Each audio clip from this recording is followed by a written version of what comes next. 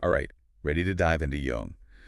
This book, Modern Man in Search of a Soul, really struck a chord with me, especially what he says about what we're missing today, you know? Mhm. And I think you as a philosopher might find some pretty interesting stuff here Oh, too. definitely. Jung, same era as Freud, but he blazed his own trail when it came to the human psyche. Absolutely. And one of the things that makes Jung so fascinating is this tension he talks about, the archaic versus the modern mindset. Yeah. It's not just a simple primitive versus advanced thing, though. There's some really surprising connections there, some unexpected insights I think we can uncover. He starts out by talking about this spiritual problem of modern man, Right. right? Like this feeling that the world is uncertain, relative, doubtful, Right? and science has kind of taken over, and religion has, for many people, lost its grip a little bit. Mm. And it really resonated with me, this idea of how do we find meaning in a world where the old answers don't seem to work anymore? Yeah, Jung was really concerned about this trend of psychology without the soul, as he called it, where the focus was all on the material side of the mind. And he really wanted to bring back that spiritual dimension. So his approach was a psychology with the psyche, understanding the spiritual forces that shape us. So he's not just talking about, like, the physical brain, the neurons firing, Mm-hmm. but something deeper. Exactly, something more. And this is where things get really interesting because Jung argued that the psyche itself, it might actually come from, well, what he called an autonomous spiritual principle. Okay. It's not just a product of our biology, but maybe something even more fundamental. Okay. I might need you to unpack that one a little bit. Autonomous spiritual principles sounds like we're getting into some pretty heavy metaphysics here. Well, think about it this way. For centuries, right, the soul was seen as something real, tangible, like the breath of life, a flame, a name, even a shadow. We might think of those as kind of quaint notions now, but Jung's argument is when we lose that sense of the soul's importance, that's when we start to see a kind of spiritual decline. So even if we don't take those old ideas literally, the fact they existed for so long says something about like a basic human need for that spiritual dimension. Exactly. Precisely.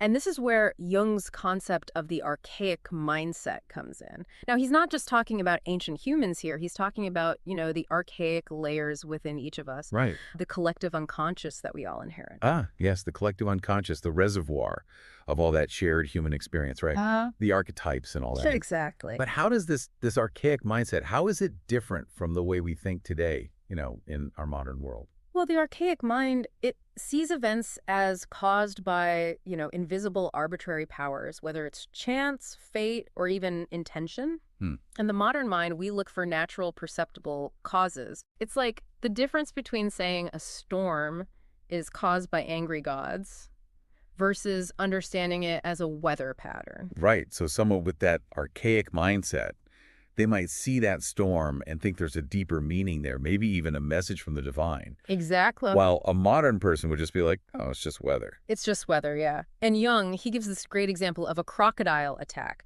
A primitive person might see that as the work of a vengeful spirit, whereas a modern person, we look for, some biological or environmental reason. Right. And it's fascinating to think about how those different explanations really shape how we understand the world, right? But Jung also pushes back on the idea that primitive thinking is just like inferior to our modern scientific worldview, doesn't he? Oh, absolutely. He really emphasizes that it's more about different starting assumptions. He even tells a story about, hunters who had trouble recognizing humans in photographs. Oh, wow. And it's not that their perception was faulty, it's just that they were so attuned to their specific environment. So their perception was honed for a different reality, not necessarily a less sophisticated one. Exactly. And Jung saw something similar with the Algoni tribe. He observed them ritually spitting towards the sun, and they had no conscious understanding of why they did it.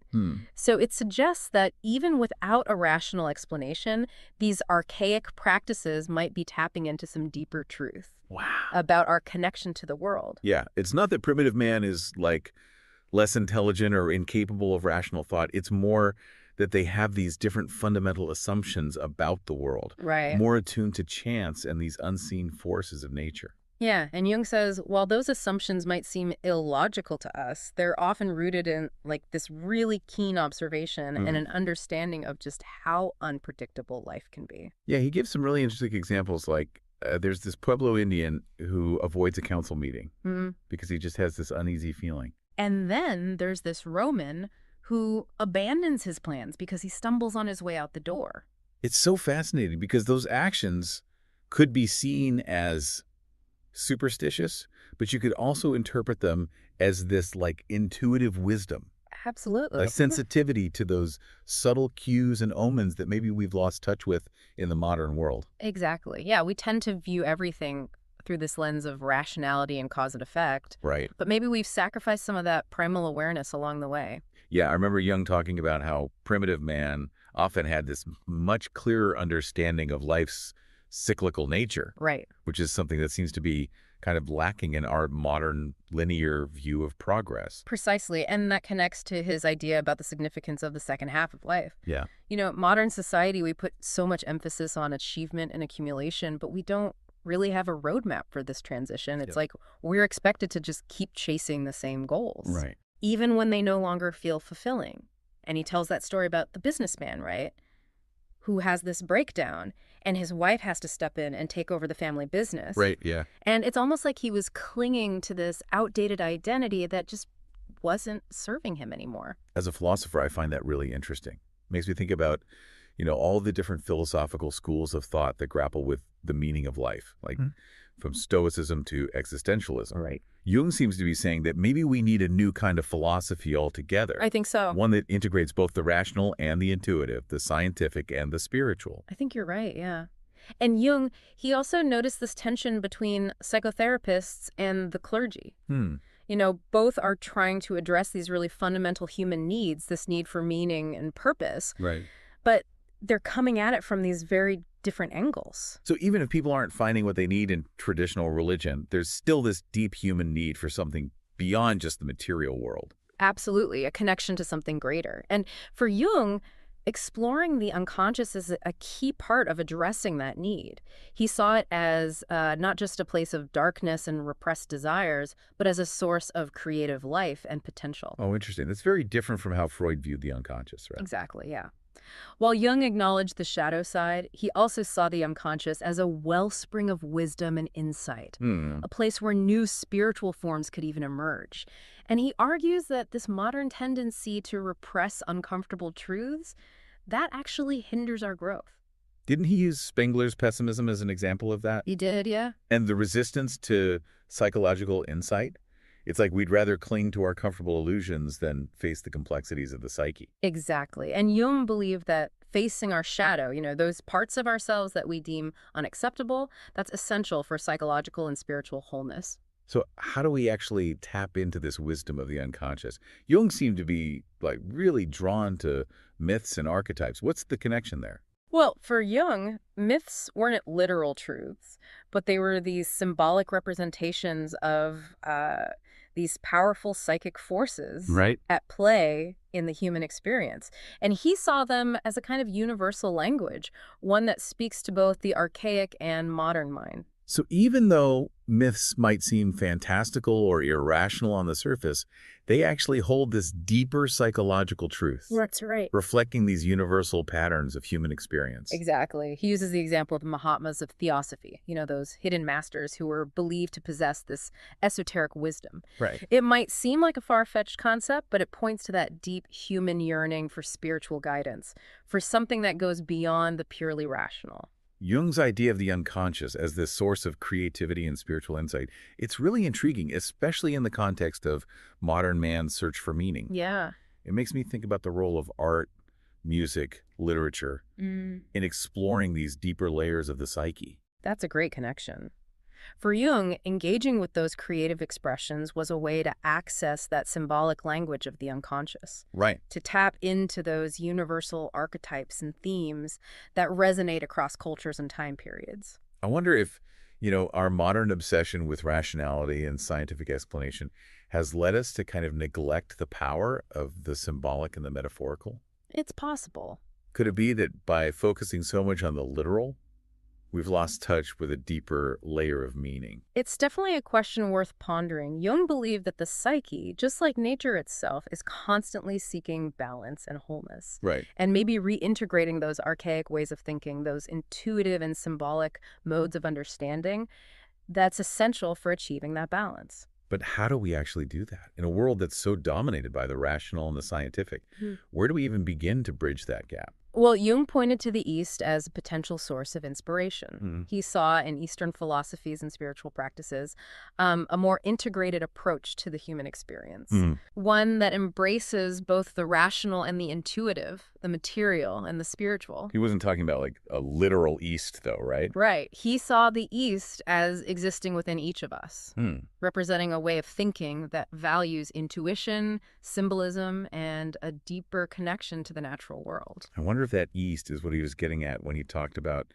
the potential for new spiritual forms to emerge from the depths of the psyche. That's a very insightful connection. Jung believed that this spiritual crisis of modern man, it wasn't necessarily a sign of decline, but rather a potential for transformation. It's like we're in this liminal space, this in-between place, where the old ways of thinking aren't working anymore, but the new ones haven't quite taken shape. And that can be a frightening place to be, but it's also a place of incredible possibility. It's where the archaic and the modern can potentially meet and create a new synthesis, a more holistic and meaningful way of being in the world. As a philosopher, that really resonates with me.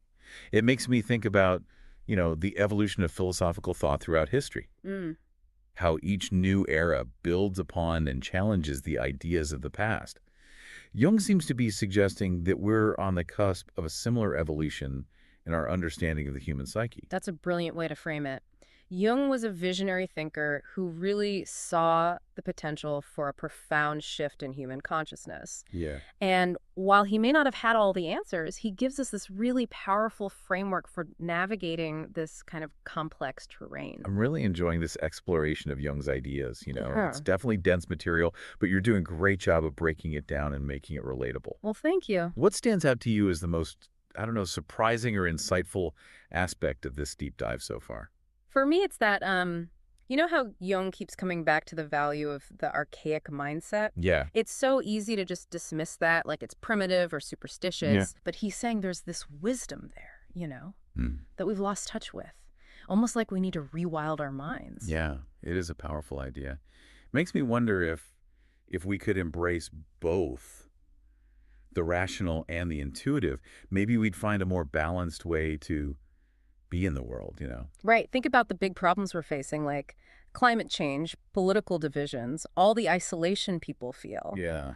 Maybe part of the solution is rediscovering that connection to something bigger than ourselves, like that sense of interconnectedness that you see in the archaic mindset. It's like we're so focused on controlling nature, trying to manipulate it, we've forgotten how to just listen. Yeah, exactly. How to be in harmony with it. And that disconnect, I think that's at the root of a lot of our anxiety today. We've lost that sense of belonging, that feeling of being held by something larger. I've been thinking about rituals as we've been talking. How they play out in archaic societies versus modern ones. In traditional cultures, rituals were how you dealt with big life changes, how you connected with the sacred, made sense of the unknown. But now, a lot of those rituals, they're gone. Or they've become these empty gestures. It's like when rituals have real meaning, they can be so powerful, They tap into something deep, something beyond just our rational minds. Makes me wonder if part of the spiritual problem for modern man is this lack of meaningful ritual. Right, like this missing container for all those spiritual impulses. Exactly. It's like we're left to figure it all out on our own. No map, no guide. And in that sense, maybe looking at the archaic mindset, that can give us some clues. Like if we study how those primitive cultures engaged with the world, with their ideas of the sacred, how they understood life and death. Maybe we can learn something about how to create our own rituals. How to find that sense of wonder and belonging again. This has been a really fascinating look at Jung's modern man in search of a soul, especially thinking about our listener and their philosophical interests. It has. It's amazing how relevant his ideas still are. He was writing almost a century ago. But all that stuff about the anxieties of modern life, the search for meaning, the tension between science and religion, It's all so timely. It really is. Jung's work, it speaks to something so universal about being human, Hmm. something that goes beyond any specific time or culture. So as we wrap up here, what would you say is the most important thing for our listener to take away and think about? Well, if Jung's right, and that archaic mind is still part of us, then maybe the key is to figure out how to bring those old ways of knowing together with our modern understanding. Yeah, It's a big challenge for sure, but I think the potential rewards are huge. that's a powerful thought to end on. Thanks for guiding us through all this. It's complex stuff, but really insightful. You're welcome. It's been a pleasure. And I think this is just the start of a much longer conversation. I think so too. So for everyone listening, we'd love to hear your thoughts, what resonated with you, what questions are you still thinking about. Join us next time as we continue to dive deep.